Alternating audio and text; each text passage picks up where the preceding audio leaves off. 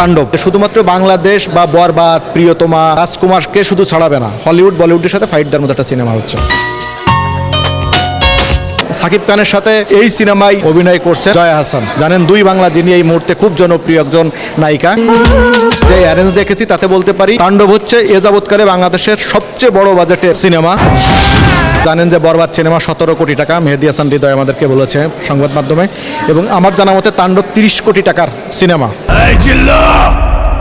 দেখুন, বরবাদ মানে হচ্ছে একেবারে পুরো বরবাদ করে ছাড়ছে বাংলা সিনেমা ইন্ডাস্ট্রিতে। আর সবচেয়ে বড় কথা হচ্ছে, আমরা আগেও একটি সাক্ষাৎকারে আমি বলেছিলাম যে বরবাদ যখন আসবে পুরো বরবাদ করে দেবে, কারণ এই বরবাদ সিনেমা শুধুমাত্র যে সাকিব খানের উপর চলবে এরকম না।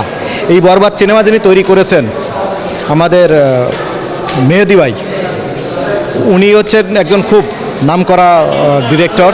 উনি প্রায় 400 নাটক তৈরি করেছেন। স্বাভাবিক কারণেই তিনি একজন খুব বড় মাপের এবং